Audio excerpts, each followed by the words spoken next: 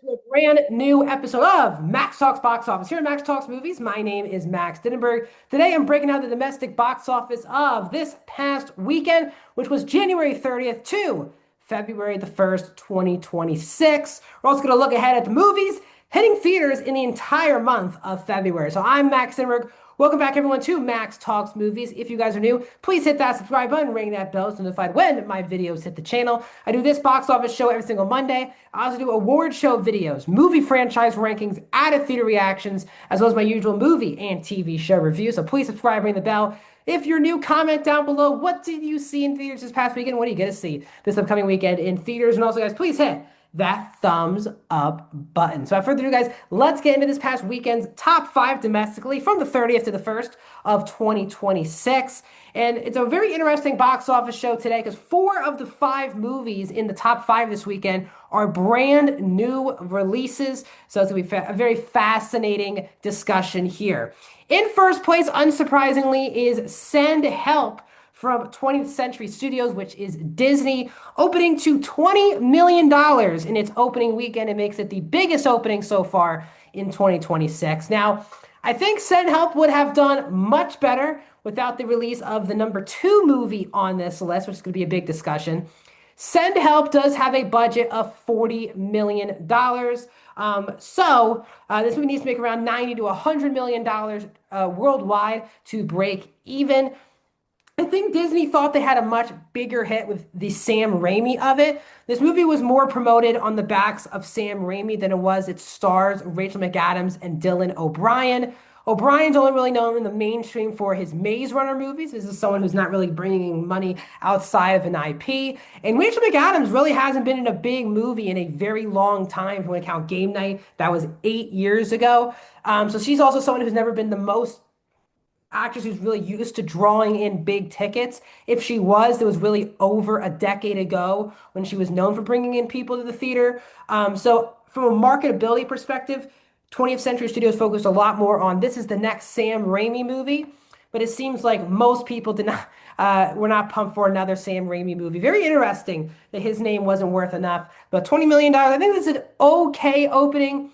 It's not a mind-blowing opening for this movie. The reason why it wasn't a mind-blowing opening was to a rival movie that came out of nowhere, Iron Lung, which opened to $17.8 million. If you guys are not familiar, this movie was directed, starred, written by, edited, and distributed by Markiplier. And if you go, who is Markiplier? Markiplier is literally one of the most successful YouTubers working today. He has 38 million subscribers on YouTube, and he made a movie based off of his IP, which is a 45-minute short video game that he played on stream on YouTube, and he wanted to make a movie out of it. Not just that, he wanted it to play in theaters, and it played in 3,000 theaters and got a $17.8 million opening weekend. The reported budget for this movie is under $3 million. This movie is absolutely swimming in money.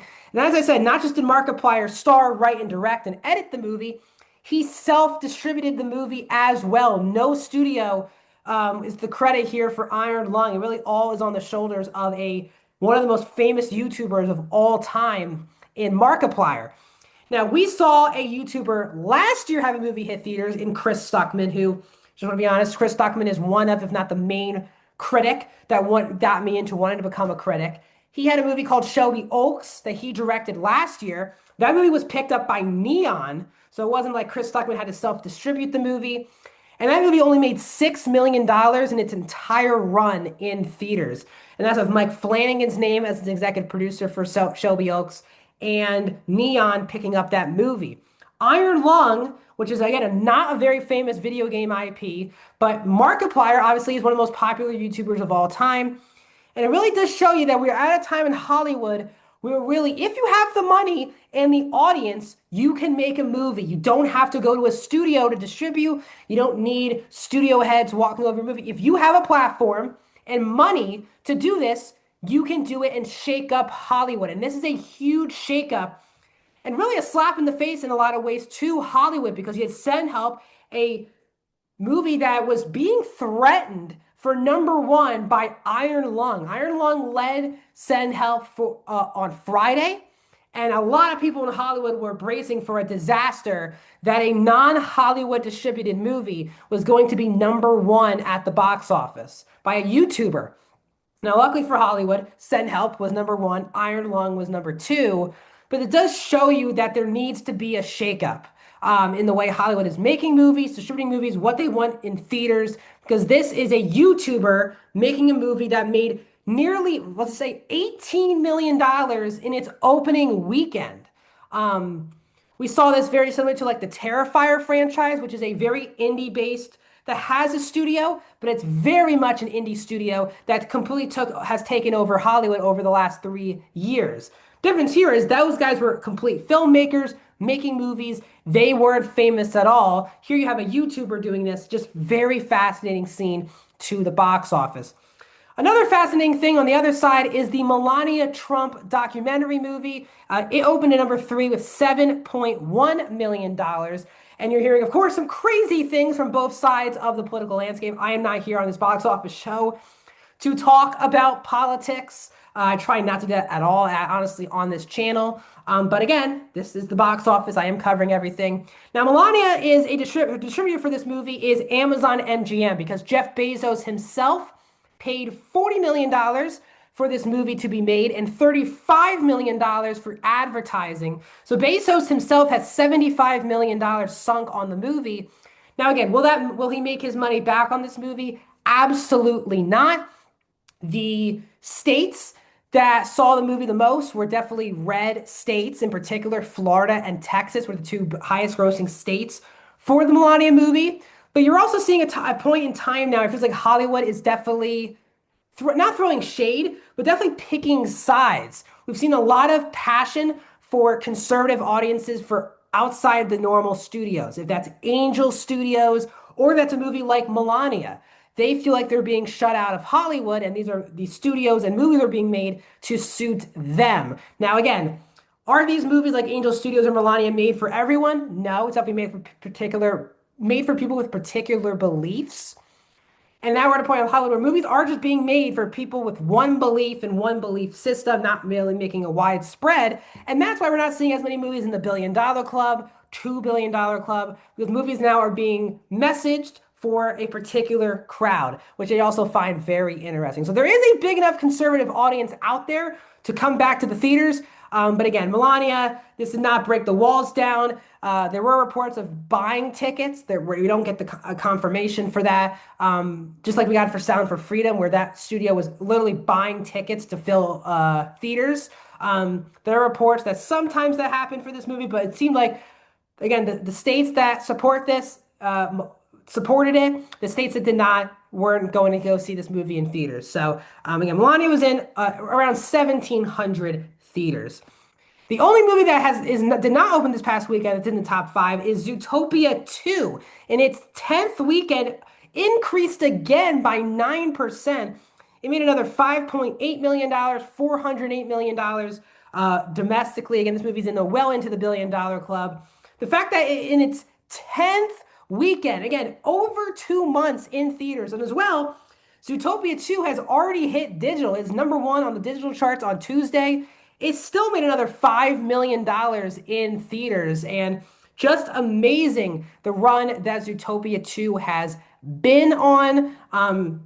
It got nominated at the Oscars as well, but again, money-wise, just amazing stuff. People are reporting that many families, obviously, due to the winter storms, did not go to the theaters, and those families came back this weekend to see Zootopia 2. That could be a reason, but 9% increase was the only increase here.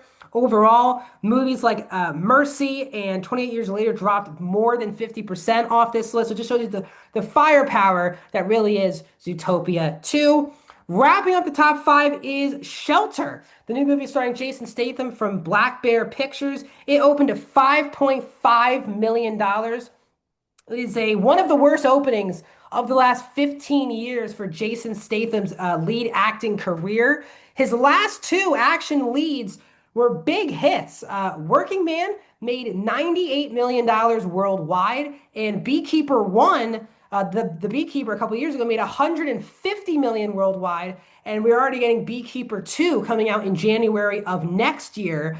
But Jason Statham, this movie got like no promotion. I am the biggest Jason Statham fan, and I even forgot this movie was coming out in theaters this weekend. It was not playing anywhere near me, which is really weird for a Statham movie. It was in around 2,700 theaters, but that was even less than Iron Lung, which is just, again, completely fascinating. So, again, this movie kind of came on the scene. Now, the worst thing about this movie is its reported budget is $50 million, which of the new releases was the most expensive movie by far on this top five, and only made $5 million, which makes this kind of a disaster. The fact that this movie only made $5 million in its opening weekend on a $50 million budget.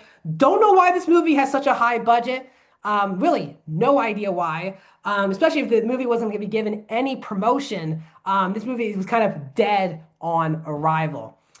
Let's now break down, guys, instead of breaking down the overall numbers, it's about to get into my routine here. Again, we're only 1 month into 2026, so I think beginning in March, I'll look at the overall numbers for both domestic and worldwide for the year 2026. So because we don't have enough movies out yet to do a full ranking list, let's get into all of the new releases hitting theaters in February, because it's February 2nd. I like to restart the month by telling you all about the movies that are hitting theaters. Hitting theaters this upcoming Friday, we got 4 releases, not major movies, but definitely some releases. We have Luc Besson's Dracula hitting theaters this weekend. It is also rumored to be the AMC Scream Unseen tonight. So if you're going to AMC for that Scream Unseen, more likely it is rumored to be Dracula. Pillion is also hitting theaters this weekend with Alexander Skarsgård and Harry Melling. The Moment from A24, starring Charli XCX, her movie is also hitting theaters this weekend, as well as the final chapter in the Strangers franchise, the Strangers Chapter 3. Third straight year with another Strangers movie. We'll see how that does in its opening weekend. The big movie hitting theaters in February is February 13th, which is Wuthering Heights, the new movie starring Margot Robbie and Jacob Elordi, directed by Emerald Fennell. That is a big Valentine's Day swing for Warner Brothers, expected to do some pretty big damage at the box office. We will see. Also coming out that weekend is a movie called Good Luck, Have Fun, Don't Die, a fun R-rated action movie starring Sam Rockwell, directed by Gore Verbinski, who's known for directing the first 3 Pirates of the Caribbean movies. Very good cast. We'll see if that movie can do some counter-programming to Wuthering Heights. Also hitting theaters that weekend is Cold Storage. That's a new movie starring Liam Neeson, Joe Keery from Stranger Things, and Georgina Campbell. Again, also 2 action movies, as well as Crime 101 is hitting theaters that weekend. That is a new action film starring Chris Hemsworth, Mark Ruffalo, Halle Berry, all-star cast. All of those movies are trying to counter-program Wuthering Heights. Also, I forgot another movie coming out on February 13th, and that is GOAT. That's a new animated movie from producer Steph Curry. So tons of things coming out on February 13th. Coming out on February 20th, we have How to Make a Killing. That's a new movie starring Glenn Powell and Margaret Qualley. That's another A24 movie that no one is talking about, but it's coming out February the 20th. And then wrapping up the month of February, you have Scream 7 hitting theaters for Spring Glass. That is a big swing, because obviously there's been a lot of current controversy revolving around the Scream franchise. Melissa Barrera being fired off of Scream 7, then Jenna Ortega quitting Scream 7, changing filmmakers. Kevin Williamson's back in writing and directing with the OG cast. So we'll see how Scream 7 does to wrap up the month. Dreams is also hitting theaters. That's Jessica Chastain's new movie. And then Elvis Presley in concert. Baz Luhrmann had a lot of concert footage from his Elvis movie of real-life Elvis that he's going to use for a 90-minute concert movie in IMAX. So tons of things are coming out. Not a lot of big movies are coming out, like 2 in particular, but tons of movies hitting the marketplace. Let me know, guys, what you are seeing in the month of February. Let me know down in the comments. Like this video, subscribe to my YouTube channel, and I'll see you guys in another video, guys, very soon.